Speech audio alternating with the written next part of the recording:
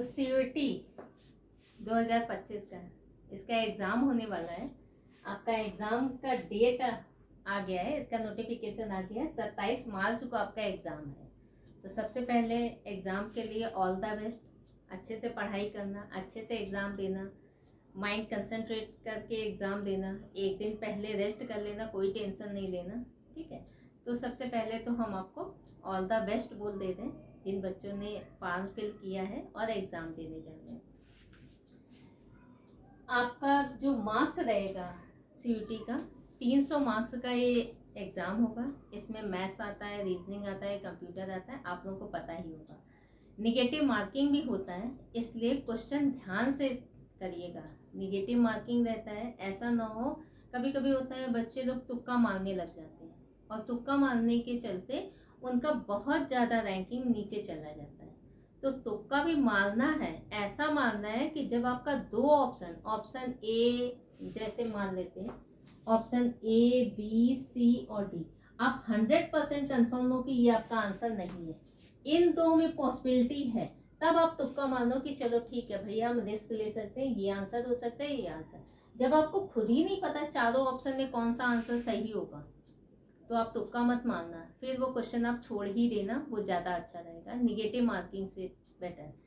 क्योंकि हो सकता है, पॉसिबिलिटी तो रहती है सही भी होने की और गलत भी होने की।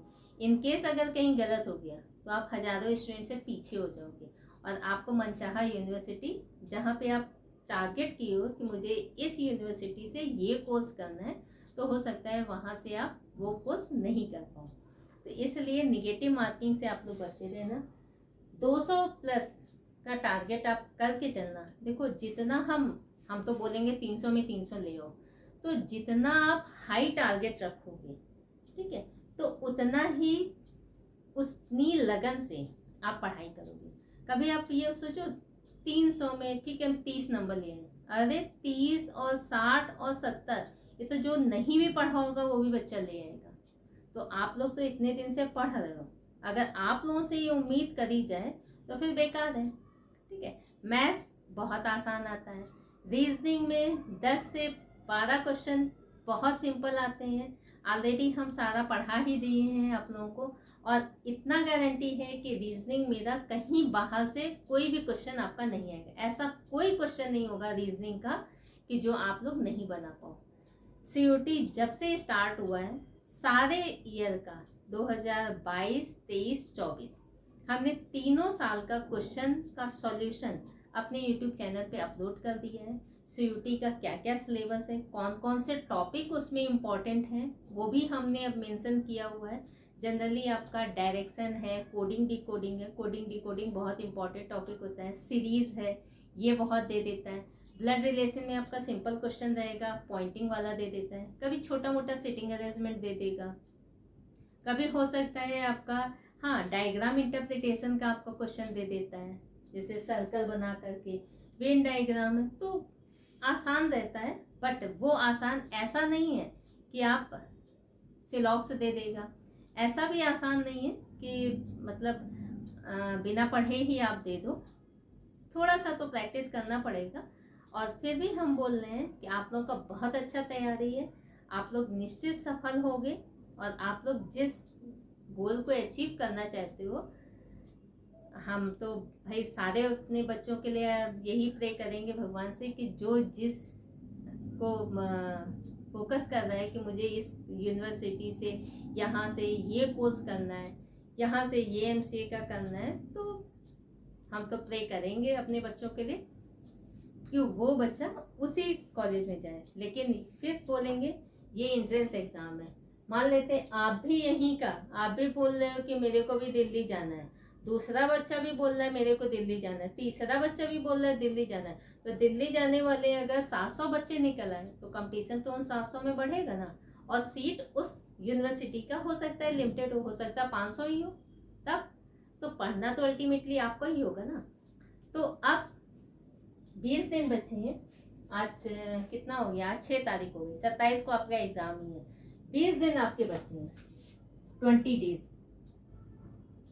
अब इन 20 डेज में आपको करना क्या है, सबसे पहले आप CUET का 2022, 23 और 24 का एक बार क्वेश्चन पेपर जो आपका है वो आप देख लो। पैटर्न आपको पता होना चाहिए, जो एग्जाम देने जा रहे हो कि उसका पैटर्न क्या है, तो वो पैटर्न पता होना चाहिए। तो ये हमने ऑलरेडी वीडियो अपलोड कर दिया है अपने यूट्यूब चैनल पे, तो आप लोग देख लीजिएगा तो आपको पैटर्न पता चल जाएगा।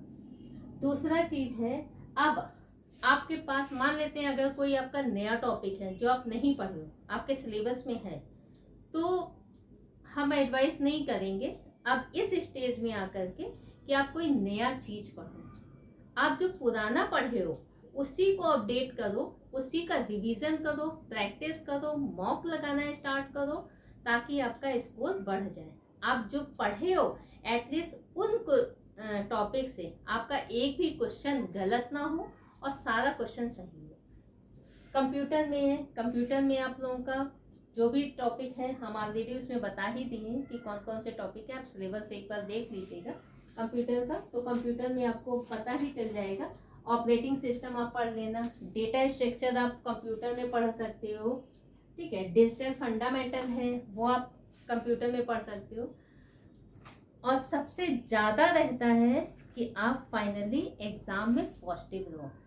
पॉजिटिव रहोगे तो उससे फ़ायदा क्या होता है, एक कॉन्फिडेंस डेवलप करता है, ठीक है। एग्ज़ाम में जाते समय एक दिन जितना भी टेंशन लेना है, अभी 19 दिन है आपके पास, खूब टेंशन ले लो, सारा रिवीजन 12-12, 15-15 घंटे, क्योंकि अब पता है कि इस दिन एग्ज़ाम है ही। तो अब हम बिल्कुल नहीं बोलेंगे आपको कि आप 10 घंटे पढ़ो या 5 घंटे पढ़ो। अगर आप 12 घंटे 15 घंटे भी पढ़ रहे हो तो आप पढ़ो, ठीक है। हम बिल्कुल नहीं, क्योंकि अब तो फाइनल 20 दिन बाद एग्ज़ाम ही है ना। तो प्रैक्टिस नहीं करोगे डायरेक्ट क्रिकेट खेलने जाओगे तो क्या होगा, है ना। तो इसीलिए प्रैक्टिस करो, जितना ज़्यादा से ज़्यादा आप पढ़ सकते हो। मोबाइल फ़ोन को साइड में रख दो, सिर्फ आपका टारगेट क्या होना चाहिए, एग्ज़ाम का। एग्ज़ाम को फोकस करो, रिवीजन स्टार्ट कर दो। पर डे आप मैथ्स का टॉपिक, एक रीजनिंग का टॉपिक, कंप्यूटर का टॉपिक स्टार्ट कर दो। ये स्टार्ट करोगे तो आपको उससे क्या फ़ायदा क्या होगा, आपका टाइम जो रहेगा, टाइम बाउंडेशन जो आपको मिला है, उस टाइम में आप ज़्यादा से ज़्यादा क्वेश्चन अटेम्प्ट कर पाओगे, ठीक है। कभी कभी फॉर्मूलाज हैं जितने भी हैं, एक साइड बाय साइड नोट करके रख लो, वो आपके दूसरे भी एग्जाम में काम आएंगे। फॉर्मूलाज नोट करके रख लो। रीजनिंग में जो जो टॉपिक है, लाइक अल्फ़ाबेट है, कोडिंग डिकोडिंग है, कोडिंग डिकोडिंग का पोजीशन याद करना, या ऑर्डर एंड रैंकिंग का, अगर टोटल नंबर ऑफ पर्सन पूछ रहा है तो लेफ्ट प्लस राइट -1।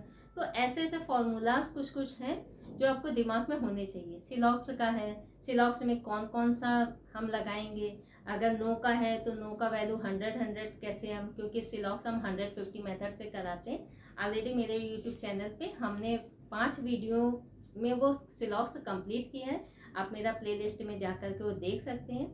तो बिना वेन डायग्राम के, बिना कोई थ्योरी, बिना कोई मतलब एक होता है ना फॉर्मूला लगा के, ये लगा के वेन डायग्राम के थ्रू, कुछ नहीं, बहुत इजी वे में आपका हो जाएगा क्वेश्चन का सॉल्यूशन। तो इस टाइप से आप प्रैक्टिस स्टार्ट कर दो। तो अब क्या बोलेंगे, ठीक है। और किसी को कुछ पूछना हो तो बताओ।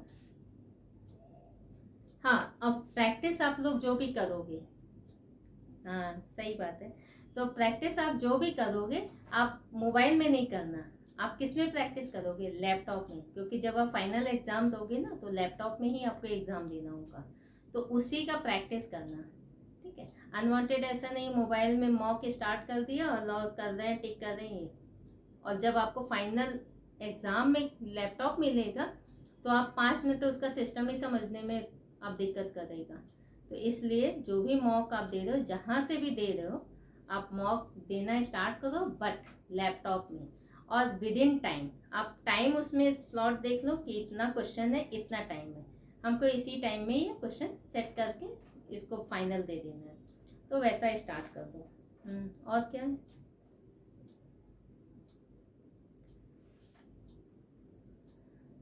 बहुत टफ क्वेश्चन नहीं आते हैं, ठीक है, कि बहुत टफ क्वेश्चन आते हैं, क्वेश्चन आसान आते हैं। आप भी पॉजिटिव रहो, और अब ये मत सर्च मारो कि चलो अब हम यहाँ से ये पढ़ लेते हैं, इसका थ्योरी यहाँ से पढ़ लेते हैं, उसका वहाँ से। फिर रिपीट कर रहे हैं, जो आप पढ़े हो इनफ है आपके लिए। अब आप सिर्फ आपके पास एक काम है, ये जो CUT 2022 से स्टार्ट हो गया था, तो 22, 23, 24 का जो क्वेश्चन आया है आप उसको एक बार देख लो, फॉर्मेट पता चल जाएगा। प्रैक्टिस स्टार्ट कर दो, प्रैक्टिस, रिवीजन और मॉक देना स्टार्ट कर दो। क्योंकि आपका जब CUT का, अब तो हम नहीं बोलेंगे कि आपका कोर्स नहीं कंप्लीट हुआ होगा, क्योंकि आपका 40%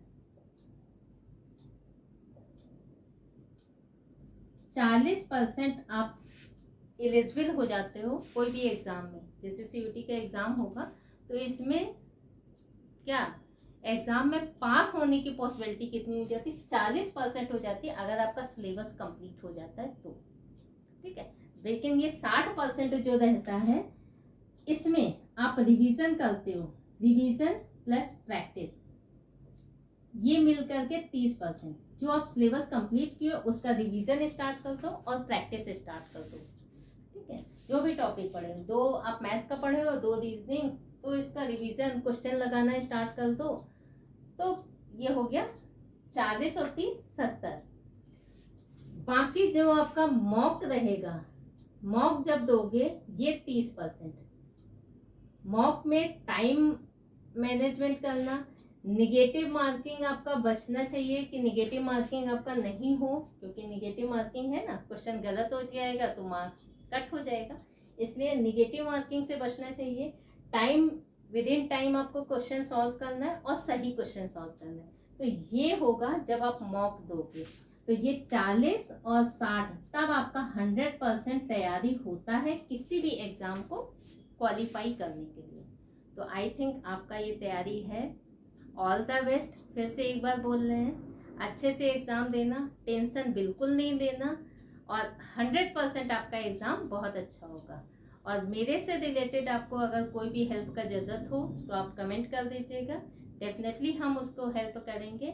और जो अभी मेरा टेलीग्राम चैनल भी है, प्रीति मिश्रा रीजनिंग के नाम से, आप उसको भी सब्सक्राइब कर लीजिएगा। तो उसमें हम क्विज वगैरह ले रहे हैं, तो वो क्विज आप वहाँ से दीजिएगा, प्रैक्टिस कीजिएगा। उसमें क्वेश्चन भी हम डालते हैं, सारा शॉर्टकट डालते हैं, वीडियो भी डाले हैं, तो आप वहाँ से भी देख सकते हो, उसका एक्सप्लेनेशन भी देते हैं, तो आप वहाँ से भी मेरा देख सकते हो। और फिर भी अगर कोई मेरे हेल्प का ज़रूरत हो तो कमेंट कर दीजिएगा। और जिसने भी चैनल को सब्सक्राइब नहीं किया है, सब्सक्राइब कर ले, नोटिफिकेशन ऑन कर ले, और वीडियो को लाइक और कमेंट कर दीजिएगा। और CUT का सारा रीजनिंग का सिलेबस आप मेरे YouTube चैनल से कंप्लीट कर सकते हैं।